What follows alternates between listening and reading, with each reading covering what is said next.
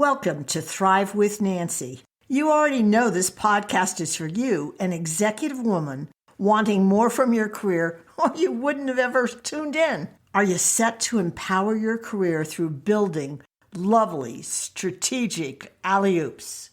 I know it relates more to sports as it envisions that fantastic player driving against all odds to bound upward and score.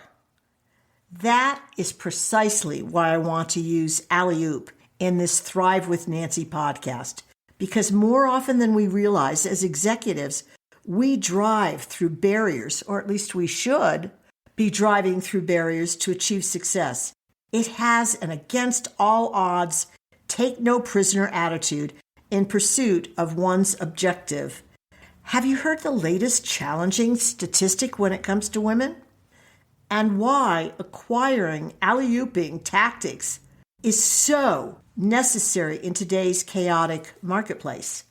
Well, a recent analysis estimates that 79% of working women, which is far more than our competitive men, are in occupations susceptible to disruption and automation. This research comes from the University of North Carolina's Kennan Flagler Business School. Let's explore 3 more eye-opening business statistics that will have you developing your own driving career alley-oops to change your professional trajectory in the positive so that you end up where you want to end up. First, Harvard Business School research found that employees working in a high-trust company have 106% more energy. Perhaps you're one of those executives who doesn't trust your boss or senior management, and yet trust is one of the coins for success in the land of business. Does this mean there's no hope for you experiencing a thriving career? Hold on to your hat. Let's look at an alley-oop drive. I'm in no way attempting to defend senior leaders' poor behavior. And I want to voice a different point of view that may be a career game changer for you.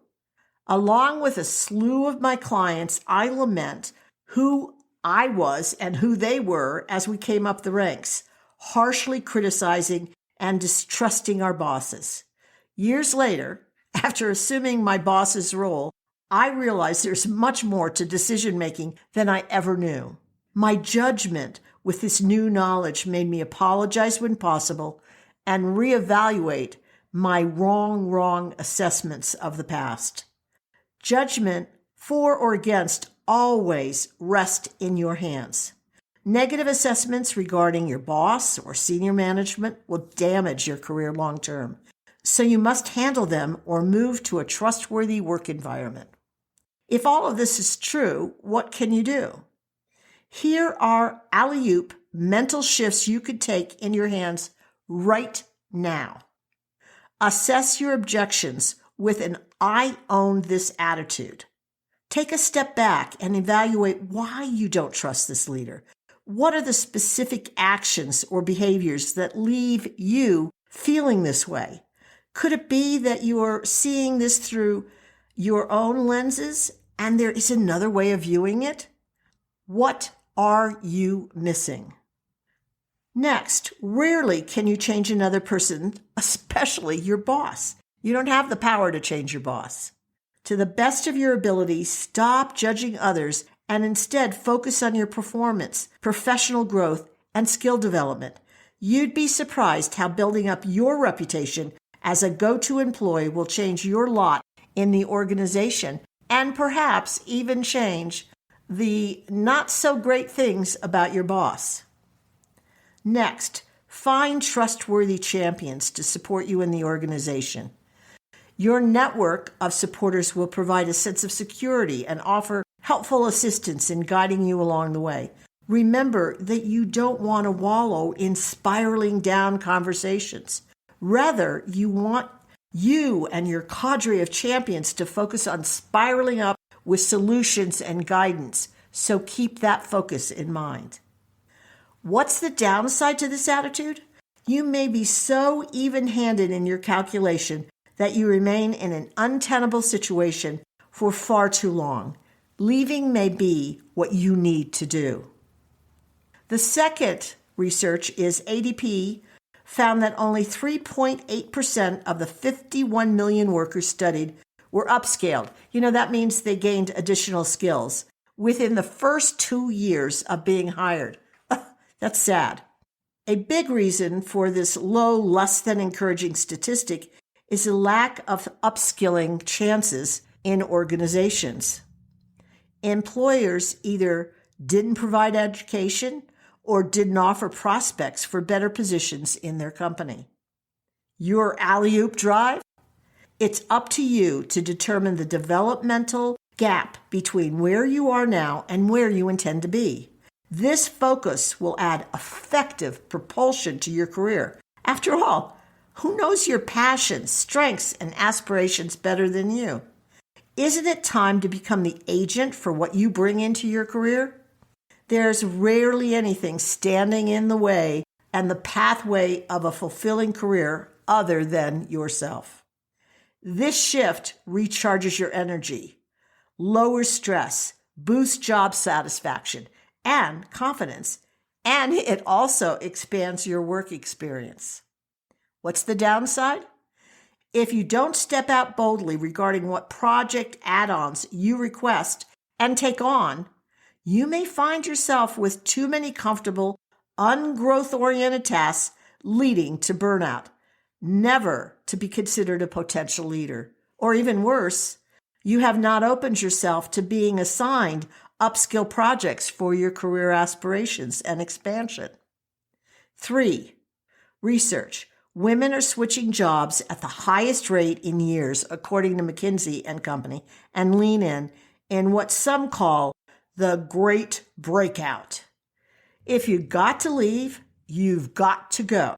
However, if you're tilting back and forth in your decision, you might want to negotiate and open doors to areas that interest you and draw on your passions and strengths. What's your alley-oop drive? As a well-respected employee, you have more leverage than you realize to change your career future. Isn't it time to roll the dice and see if you can transform your career right where you are before moving to a brand new organization who doesn't know you? Challenge yourself to assume accountability for being the agent of your development and direction before leaping into the unfamiliar. This shift recharges your energy, lowers stress, generates greater recognition, enriches creativity, boosts productivity, and enhances job satisfaction and confidence, all leading to expanding your work experience. You'll be way happier too. Not bad outcomes for testing out the theory, especially when you already intended to leave. What's the downside? You're right. This approach may present a risk. Yes, it requires boldness and laser-like intentionality with your boss and senior managers. And it also mandates solid, winning concepts to adapt your position to suit you better and improve your company's future. The two have to go in tandem. The upside, well, you'll enjoy them for the rest of your working life. Have fun alley-ooping your career wins. Don't hang back, lean in, and try some of these on for size. After all this, I bet you're ready for more women executive success insights. Check out the free resources at my website, Thrive with Nancy. If you're considering investing in yourself, isn't now the time for you to suss out the Your Strategic Edge program? It is where you and I create a full-on partnership. Sign up for a free strategic call at www.thrivewithnancy.com/executive/. No successful executive ever makes it to the top or even arrives at their next destination alone. I would be so proud and honored to be standing right there beside you. I'm thrilled you've listened to the Thrive with Nancy podcast. My intention is to offer quick tips designed for you to apply right away, ones that will boost your career immediately. I bet you're already considering ways to implement these new ideas. Perfect. Now, if you do me a favor, pass the podcast link on to those who will benefit, your friends and coworkers. Thanks so much.